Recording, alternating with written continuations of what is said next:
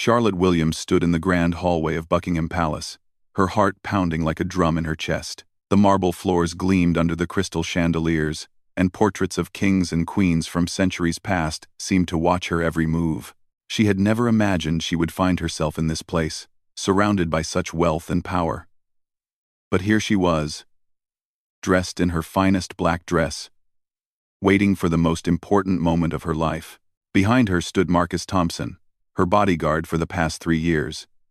Marcus was a tall, broad-shouldered man with kind eyes and a gentle smile that made Charlotte feel safe wherever they went. He had protected her through countless public appearances, hostile crowds, and death threats. Today felt different, though. Today, the danger wasn't coming from angry protesters or criminals. Today, the challenge came from tradition itself. Charlotte had built her reputation as a fierce advocate for human rights. She had spent years fighting for the poor, the forgotten, and the oppressed. Her charity work had taken her to the worst slums in London, to refugee camps across Europe, and to war-torn countries where children had lost everything. She believed deeply that all people were equal, regardless of their birth, wealth, or status. This belief had made her famous around the world, but it had also made her many powerful enemies. The invitation to meet Queen Elizabeth had arrived 3 months earlier. Charlotte's advisors had been thrilled. Meeting the Queen was the highest honor anyone could receive in Britain.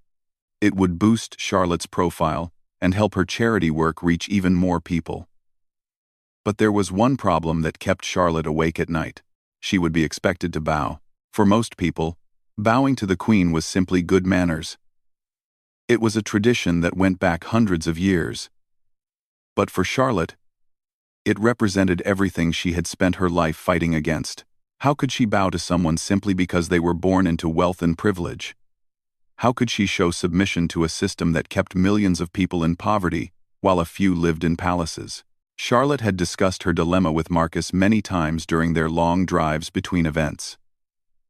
Marcus always listened carefully to her concerns without judgment. He understood that Charlotte's principles weren't just beliefs she held lightly.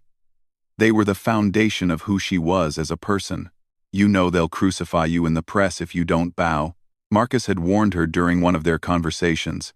"The British people love their queen. They'll see it as an insult." "I know," Charlotte had replied, staring out the car window at the London streets. "But how can I bow to her when I spend every day telling people that no one is better than anyone else? How can I ask a homeless person to believe in their own worth if I'm willing to bow down to someone just because of their bloodline?" Marcus had nodded thoughtfully.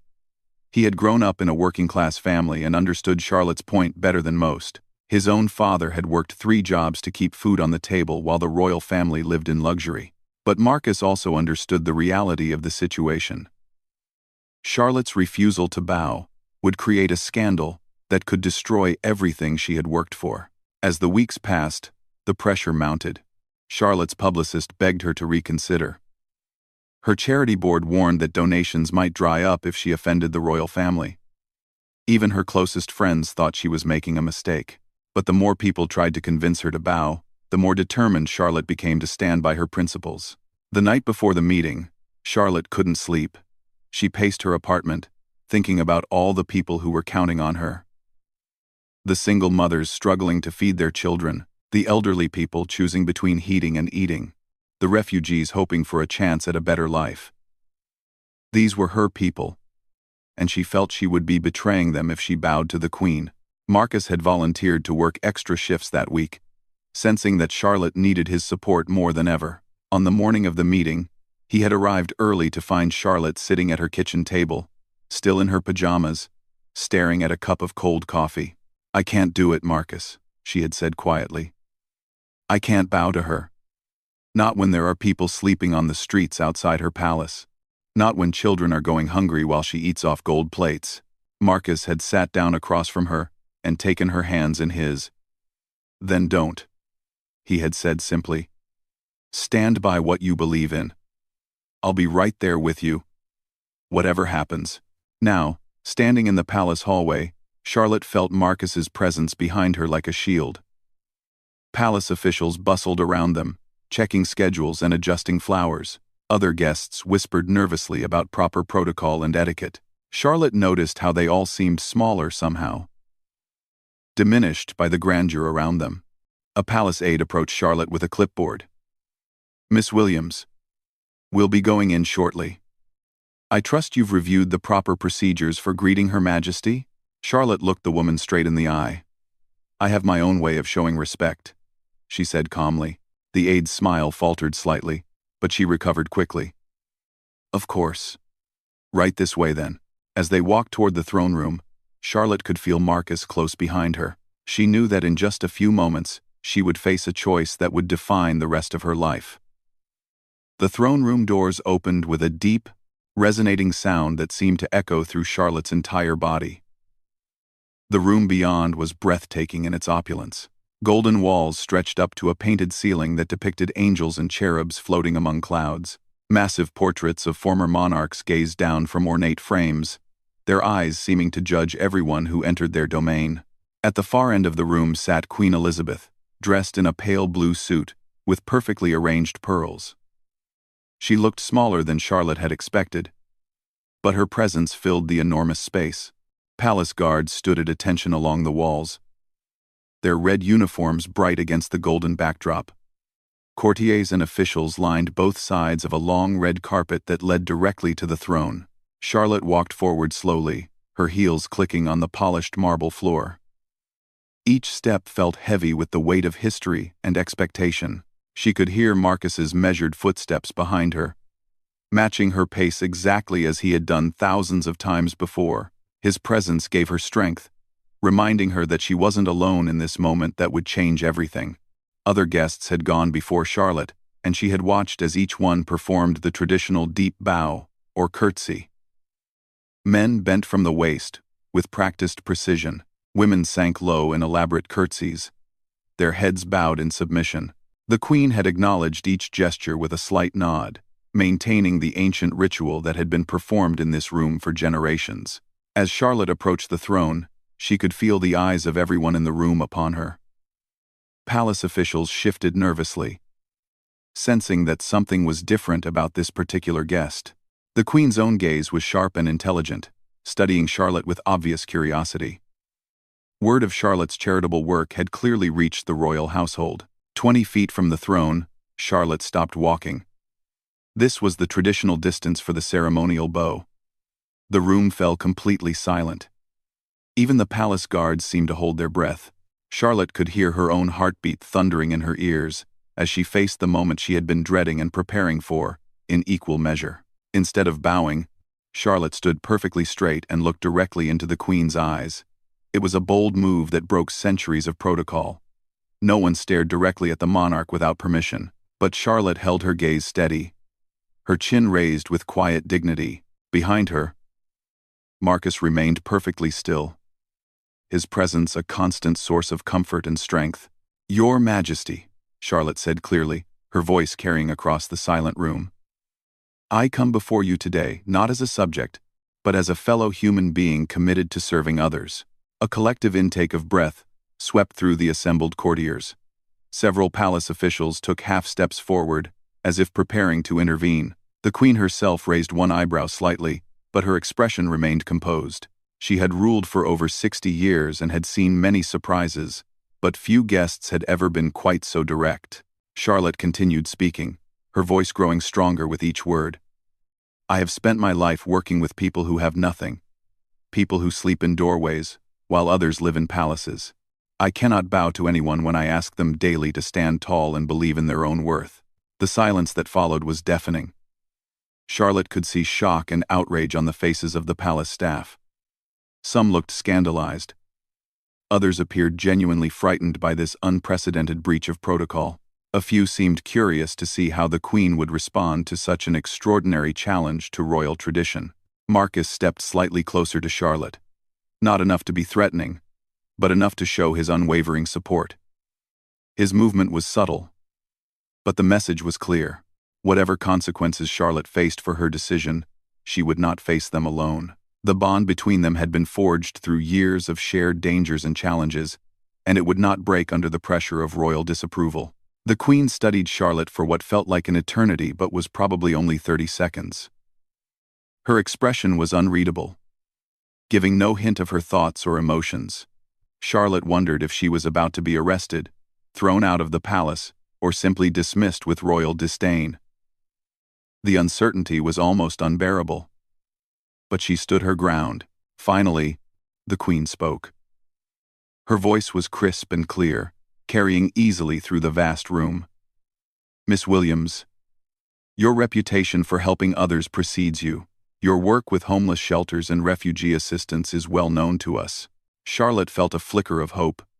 The Queen's tone was neutral, neither angry nor approving. She was clearly choosing her words carefully, aware that whatever she said next would be remembered and repeated for years to come. "We understand," the Queen continued, "that you have strong principles that guide your charitable work. Such dedication to helping others is commendable, regardless of how one chooses to express respect." The Queen's words sent ripples of confusion through the assembled crowd. Was she defending Charlotte's refusal to bow? Was this approval or subtle criticism? Palace officials exchanged worried glances, unsure how to interpret their monarch's unexpected response. Charlotte felt Marcus shift slightly behind her, and she knew he was as surprised as everyone else by the Queen's measured reaction. They had prepared for anger, for outrage, for immediate expulsion from the palace. They had not expected this careful, diplomatic response that seemed to acknowledge Charlotte's position without explicitly endorsing it. "Your Majesty is very kind," Charlotte replied carefully. "I hope my actions today are understood as respect shown in my own way, not as disrespect for the important work you do."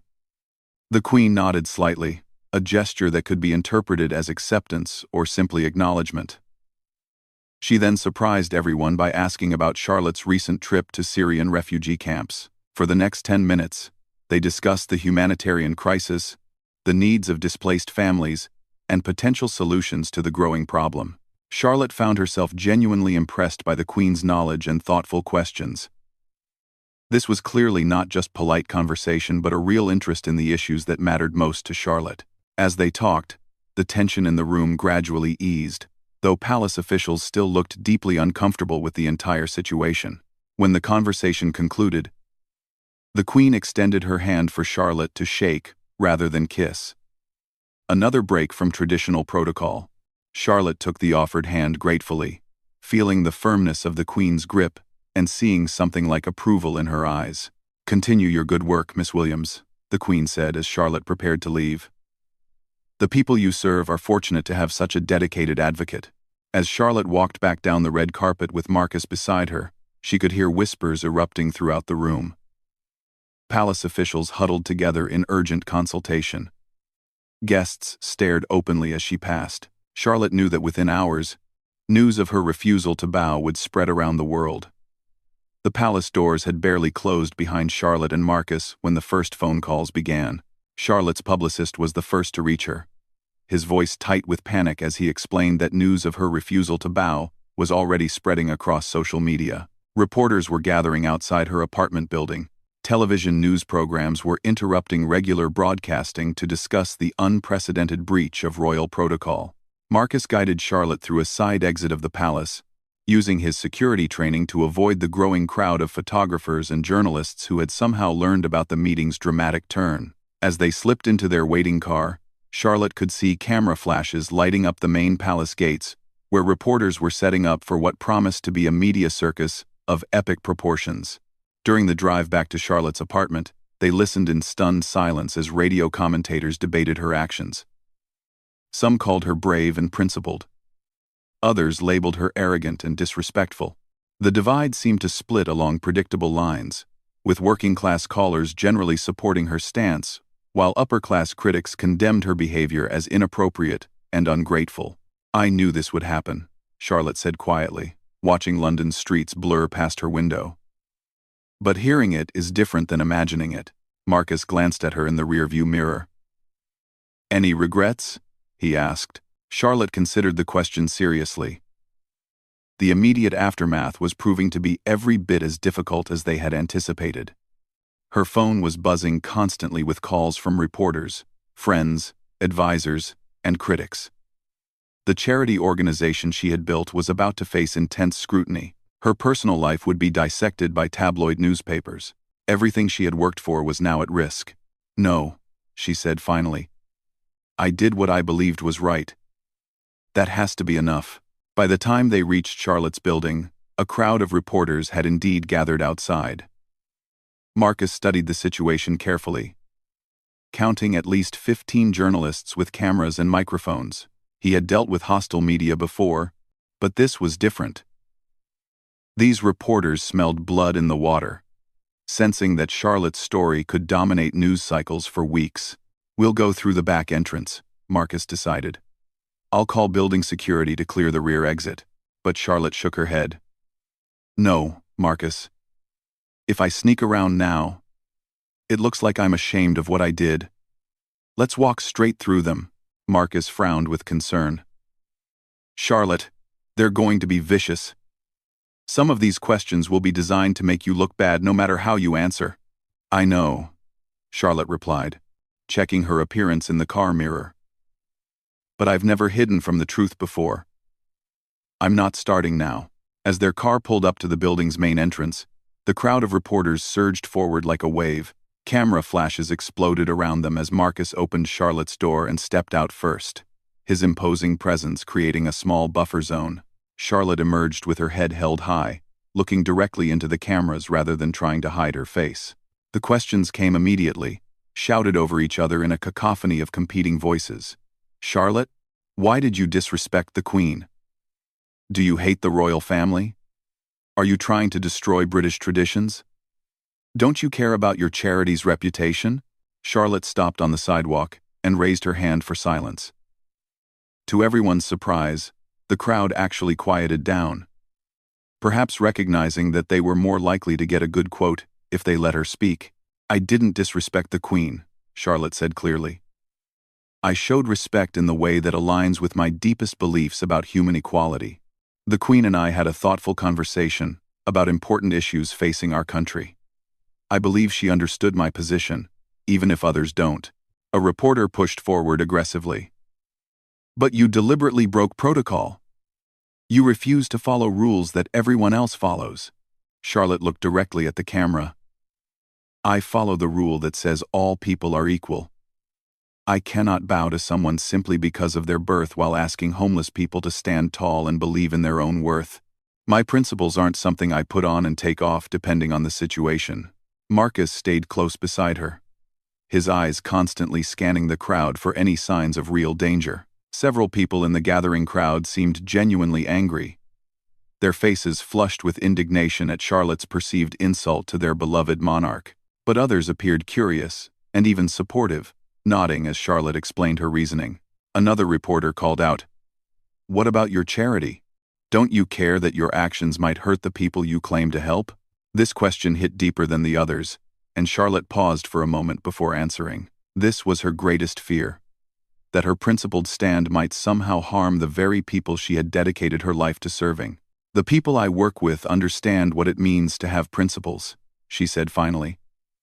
"They know what it's like to be told to bow down, to accept less, to be grateful for scraps. I believe they would rather have an advocate who stands up for what's right than one who compromises their beliefs for convenience." As if summoned by her words, Charlotte noticed a small group of people gathering at the edge of the crowd. She recognized several faces from the homeless shelter where she volunteered. Word of the confrontation had somehow reached them, and they had come to show their support. Marcus noticed them too, and smiled slightly, understanding that Charlotte's real constituency was making itself known. Over the following weeks, the story continued to dominate headlines. Opinion polls showed the country deeply divided, with working-class respondents largely supporting Charlotte, while upper-class Britons criticized her actions. Her charity initially faced some wealthy donors withdrawing support, but this was more than offset by thousands of small donations from ordinary people who admired her courage. International media picked up the story, with news programs around the world discussing the young woman who had refused to bow to a queen. Charlotte received interview requests from major networks in America, Europe, and beyond. Her story resonated particularly strongly in countries with histories of colonialism, where many people saw her stance as a symbol of resistance to inherited privilege and unearned authority. Marcus remained by Charlotte's side throughout the entire storm. He protected her from aggressive photographers, screened her calls, and provided the emotional support she needed to weather the intense criticism. When threats against Charlotte increased, Marcus arranged for additional security without being asked, understanding that the controversy had made her a target for people who saw her actions as an attack on everything they held sacred. The Queen herself never publicly commented on the incident beyond a brief statement, acknowledging that she had met with Charlotte Williams to discuss humanitarian issues. This silence only fueled more speculation, with royal watchers debating whether the Queen had been personally offended or had perhaps privately admired Charlotte's conviction. 6 months later, Charlotte's charity was stronger than ever. Her refusal to bow had made her a global symbol of principled leadership. Speaking invitations poured in from universities, conferences, and humanitarian organizations worldwide. Most importantly, her work with homeless shelters and refugee assistance had expanded dramatically, supported by people who shared her belief that courage and principle mattered more than protocol and tradition. Marcus still served as her bodyguard, but their relationship had deepened into something approaching true friendship. The day at the palace had tested both of them, and they had emerged stronger and more committed to their shared values. When people asked Marcus why he had supported Charlotte's decision to break with tradition, his answer was always simple. Some things matter more than rules. Character is one of them. Charlotte never regretted her decision to remain standing before the Queen. In quiet moments, she often reflected on that day as the moment she truly understood who she was and what she stood for. The guard had remained at her side, just as her principles had remained intact, even when the whole world seemed to be watching and waiting for her to bow.